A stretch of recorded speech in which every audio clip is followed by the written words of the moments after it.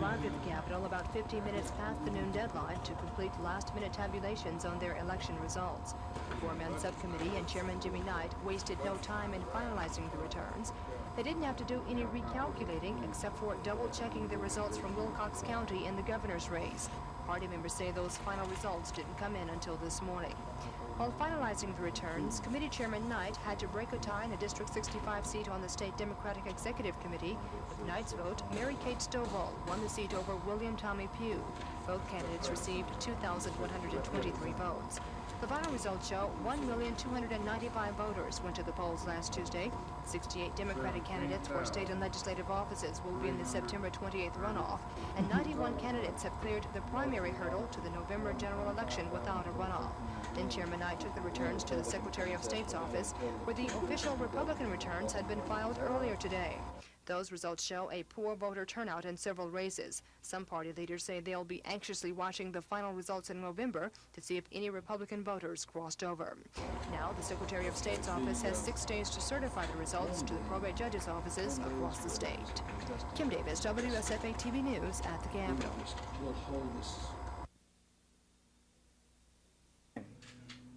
Before they can release an individual, and all of the fair individuals would win without a runoff. We have found some law that's favorable to the state. This law has not been changed in about 90 to 100 years. As a matter of fact, it was it was written before the 1901 Constitution was adopted. But that law says that when you count days with regards to an act across the street, you don't count Sundays. And if that's the case, he got it over there in time, but that's what we're going to have to argue to the appeals court. We feel like we're on pretty sound ground.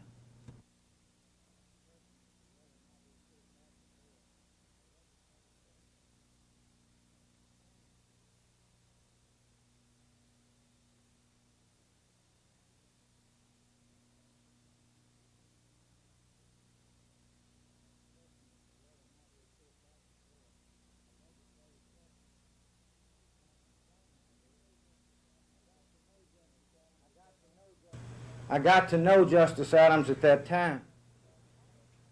His opponent, however, has only practiced 3 years. And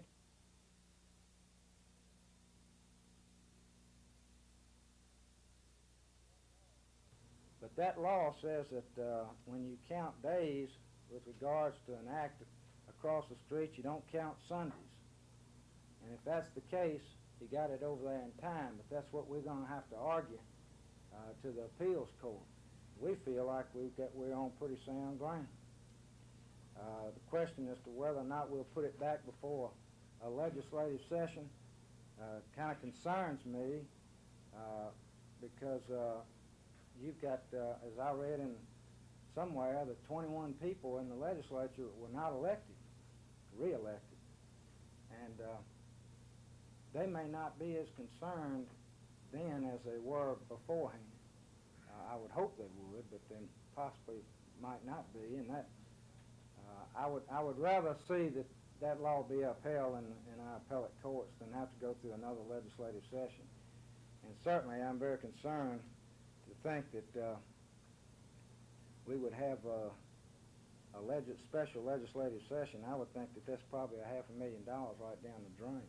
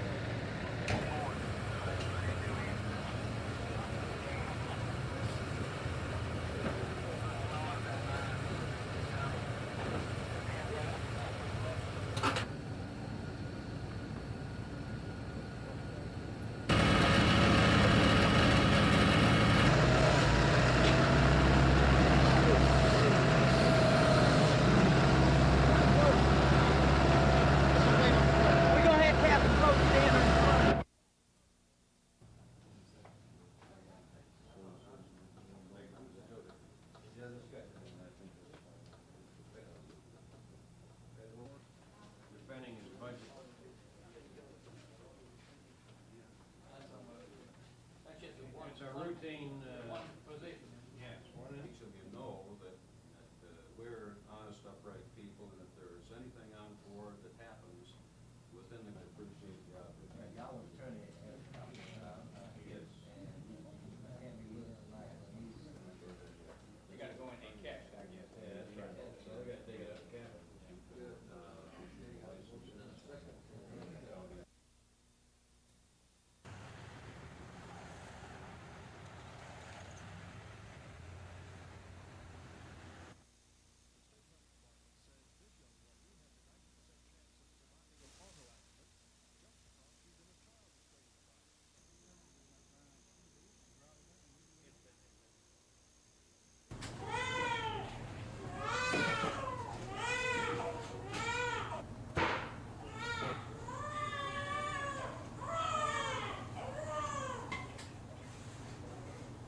We show them how to place the seat belt across, how to secure the child in the seat and then the seat in the car so that it won't bang around in the car in case of a collision.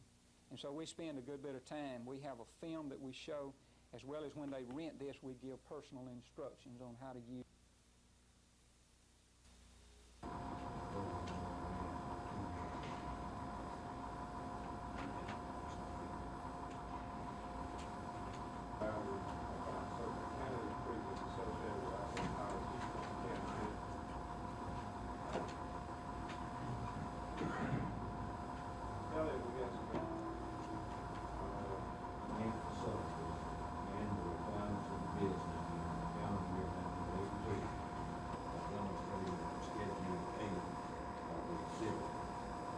Second exhibit, mission delivered towards the end of December 31, 1989. Others supporting enhancement later. Electric operating income is the same. I think I'm Attorney General in a Charles Graddick says he makes it a rule not to get unique involved in other position people's to, campaigns, but he says he's making state an what I'm exception about this to time state. by endorsing Oscar Adams. Cleveland. Graddick says Bessie, I'm Adams is the endorsing better Justice qualified Adams because candidate, he's- having been in private practice for 33 years before being appointed to the court. And Graddick says Adams has proved he's concerned can't about explain combating why crime. Justice Adams' so what? opponent, Jim Ziegler, disagrees. This endorsement goes against everything that Charlie Graddick stands for as a crime fighter. Charlie has always said that the courts are too lenient on criminals. Now he's endorsed a judge who's been too lenient on criminals. Graddick says Ziegler isn't qualified because Ziegler has never even filed a brief before the Supreme Court. But Ziegler says Graddick that is allows wrong it again. to be done. Ziegler says he's had 2 cases before the court, 1 pending. All right? Gina Gregory, The big money WSFA interests in the TV state News. are against Jim Ziegler. Not a one of them.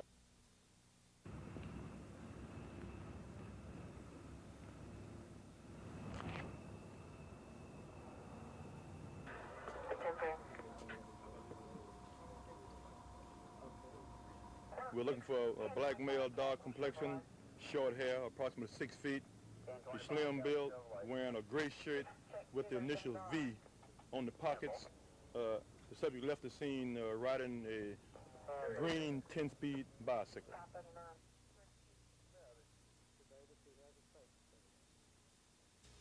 Mr. Davis, who has a statement for you.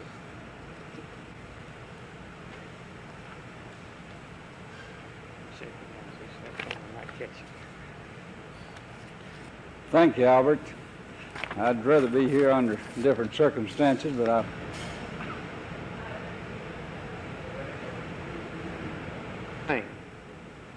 They worked hard. We carried 34 counties out of the state, and these are the high population counties in the state.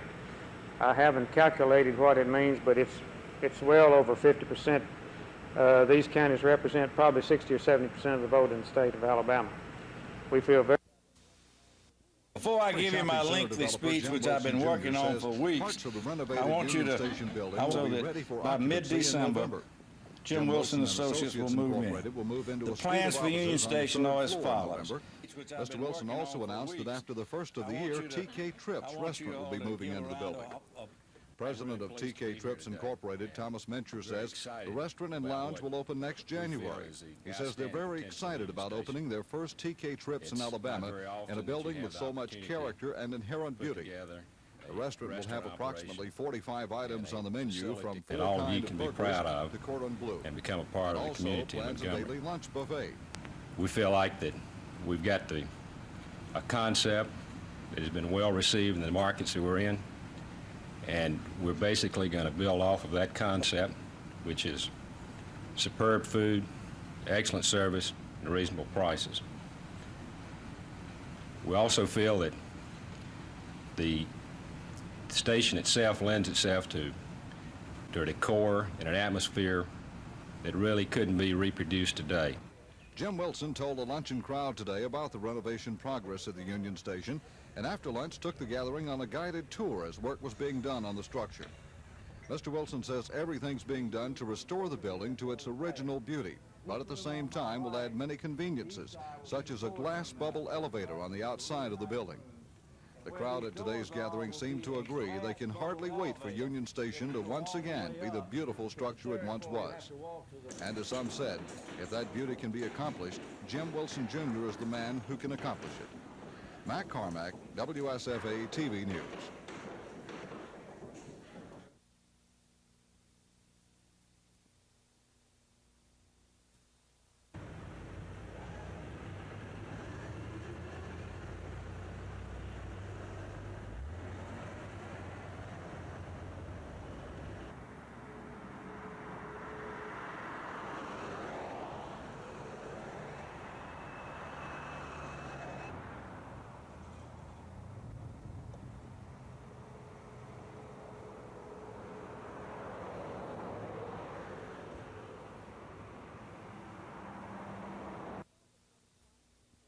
Calling a national Mayor Ford press is going to conference, Washington from the Thursday City to meet with Hall several of the nation's in black Washington, mayors. D.C., Their mission along will with be to Mayor persuade blacks Barry and of other that minorities city, to stop for the- buying Anheuser-Busch beers until company officials are persuaded to reinvest their $4 billion sales with minorities.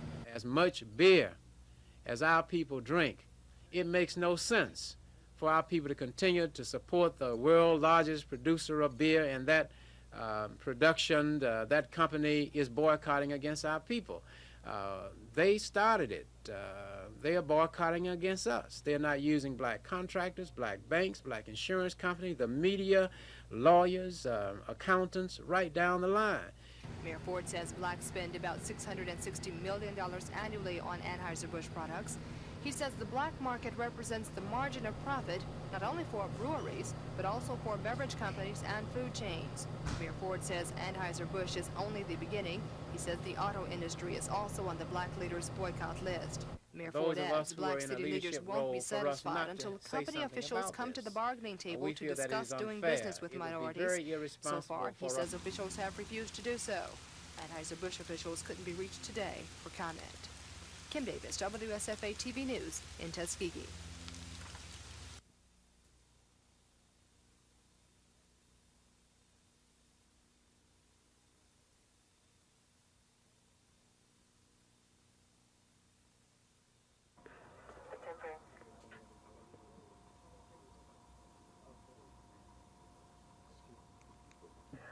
We're looking for a black male, dark complexion, short hair, approximately 6 feet.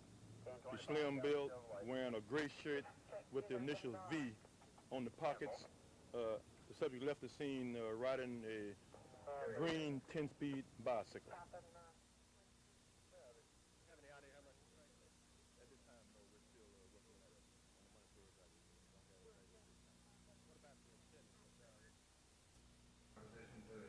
I feel like there are already sufficient package stores that have already opened in the area.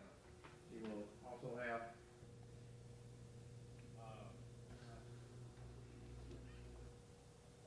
audit of liquor license or the races of. And for the same reason, they have remained there. Duncan Drive in that particular area. That's not what's in plan at this time, so it's evident it's not in plan either. Mr. Dunn shall have a legitimate job. She will also have health and right. Mr. Lyson, you have a question? Yeah, go ahead.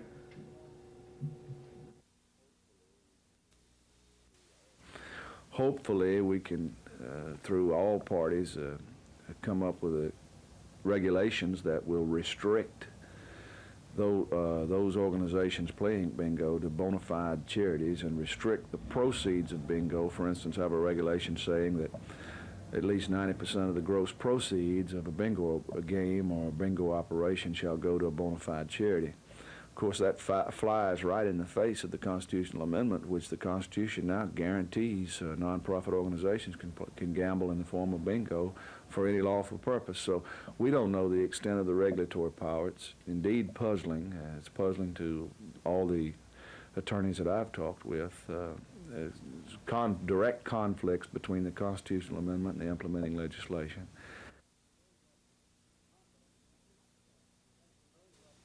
Confidence in the future. Vice Presidential We've been aide through a very Chase rough Untermeyer winter. came to speak The to a economy Montgomery of City government. group as And part that of is, what he he is calls a determined to do grassroots as approach president to what he national said he was politics. going to do as a An candidate. approach Say that in the last allows the 18 White months House is to known as keep a in lagging touch with what indicator. people are It is- thinking. And I will say, with whatever amount of partisanship you all will discount, that there is a very obvious mood in the country as a whole of growing optimism and confidence in the future. We've been But the through a very rough grassroots winter. approach is clearly a The two-way economy, street. as we know, is It still also number gives the one White issue. House a It is chance to push for particularly support acute at a local level. to know that when Jimmy Carter took the oath of office in 1977, inflation was at 4.8%, and the prime rate of interest, hear it and weep, the prime rate of interest in 1977 was 6.8%. So we know it can get a whole lot lower than it is right now. When the economy of the United States recovers, it's not just going to be a temporary up and get ready for the next downfall.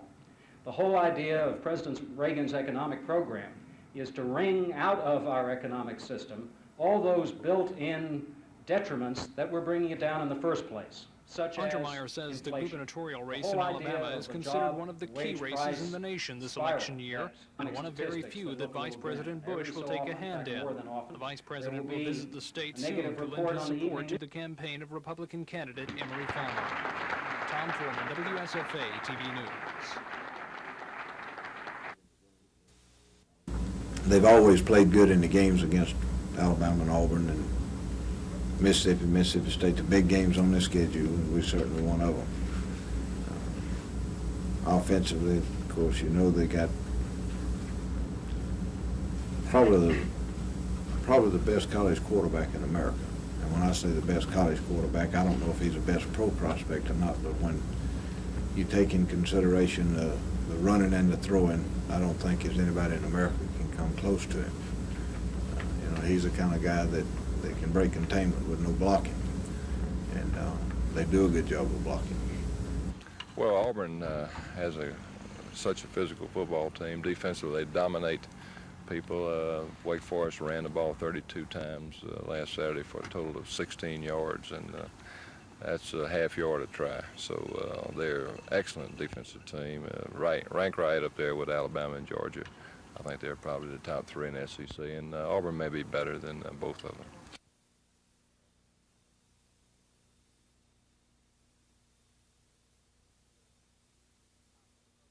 We will be meeting with top Republican officials discussing these resources.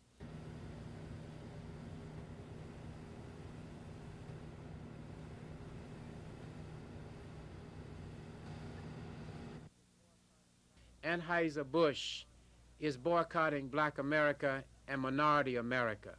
Therefore, we do not think it fair for our people to continue to have a tasty appetite for Budweiser, Michelob, and other Anheuser-Busch products until Anheuser-Busch agrees to come around the table and sit down with a national negotiating team .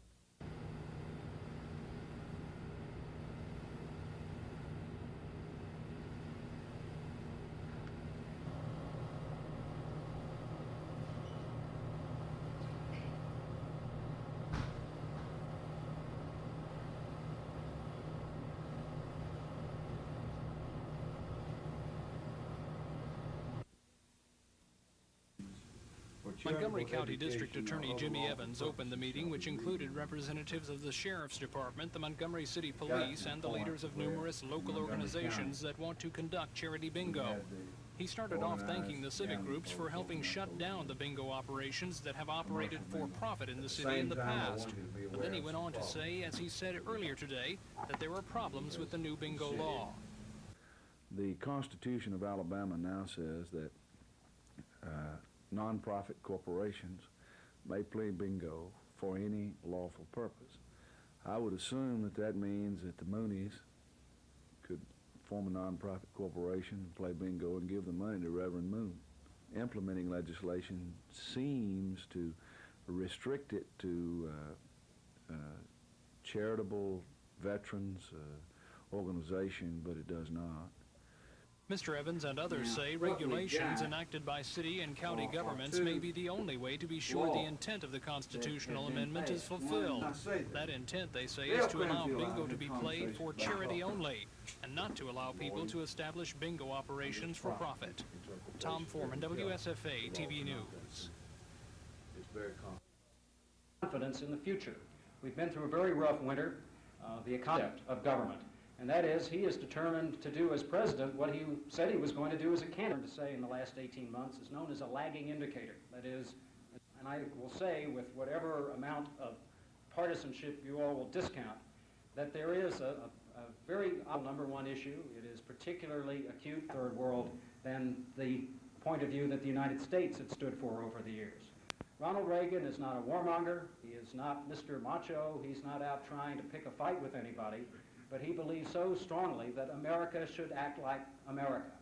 And that is the reason he has taken the positions he has so strongly on matters with regard to Cuba, the Soviet Union, Libya, and many of the other countries which in past times felt they could just roll right over the United States and have their will be taken care of.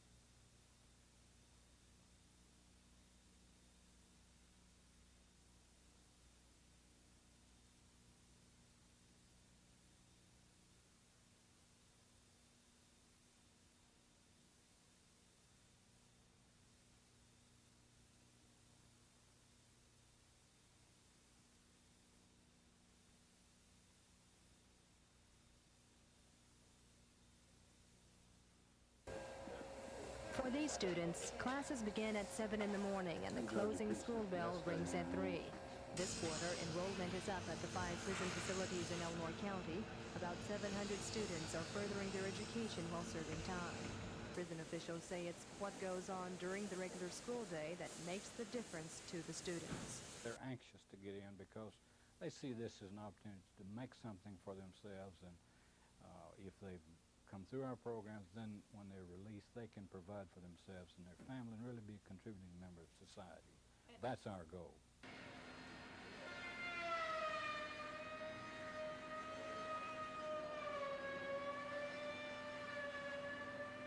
Cabinet making is the most popular course offered at J.F. Ingram.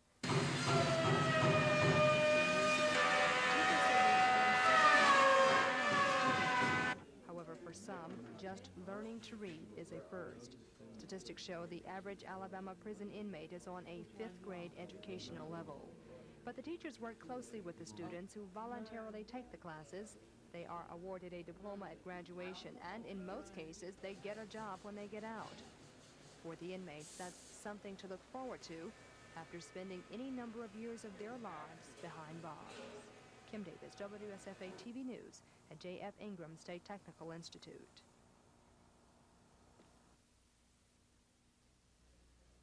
Next Monday, 26-year-old Donnie Golden becomes a free man. He's serving a 6-year sentence for robbery. But now with his newly learned barbering and styling skill, Golden says he's thankful for the opportunity to get an education while in prison. It means a lot to me. It gives me an opportunity to better myself and to improve while I'm in a bad situation. It gives me an opportunity to work towards a goal at a bad time in my life. Statistics show about 85% of the inmates in Golden courses probably won't see the inside of cell walls again. That's compared to 65% who probably will return if they don't get an education in prison. Although 26-year-old Donald Sheehan is serving a life sentence for robbery and rape, he's enrolled in the television and radio course, a highly regarded technical class. Basically, right now I'm studying electronics. First year is the basics of electronics, how different components react with each other, and then the second year is your television theory. This 57 Chevy is Larry Gordon's pride and joy. He's taken the dents out of the side of the car, will reupholster the inside, and paint it black. Gordon is serving a 40-year sentence for robbery and will be eligible for parole this February. Gordon says taking the auto body repair course means a lot to him. Mean a future. A well-paying future. Like the students in public schools, the students here have a full day of classes. There's one big difference, though. The students here don't have any homework. Kim Davis, WSFA TV News at John F. Ingram State Technical Institute.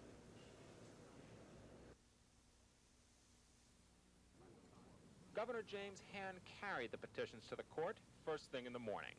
They asked the justices to take direct jurisdiction over the school prayer case and tell Judge Hand that under the Constitution, the federal courts have no right to meddle in the issue. In a news conference later, the governor threw down a direct challenge to federal authority. I am today encouraging all Alabama school officials, as well as the people of Alabama, to stand on their constitutional rights, to ignore this federal court injunction, and to proceed with prayer in the classrooms, with blessings at meal times, and with any other heartfelt prayer which the citizens of Alabama may wish to say. The governor is asking the court to overrule more than 50 years of constitutional law and say the 14th Amendment does not apply the Bill of Rights to the states. That issue goes far beyond school prayer. What we're interested in is a total confrontation of the central issue, and that's a jurisdictional question, and it relates to prayer, it relates to mental health, it relates to prison, it relates to capital punishment, it relates to a whole area of rights retained by the states in the 10th Amendment that the courts have, in my judgment, circumvented by using the due process law as a conduit, and it's wrong, and it's deadly, and it is dangerous. But the court's clerk refused even to accept the petition. Governor James had to come back and file a special kind of motion, which he said was a mere technicality, but the court's clerk said was not. It'll be late in the month before the Supreme Court even considers whether Governor James can file this far-reaching lawsuit. Don Brownlee for WSFA TV News at the Supreme Court.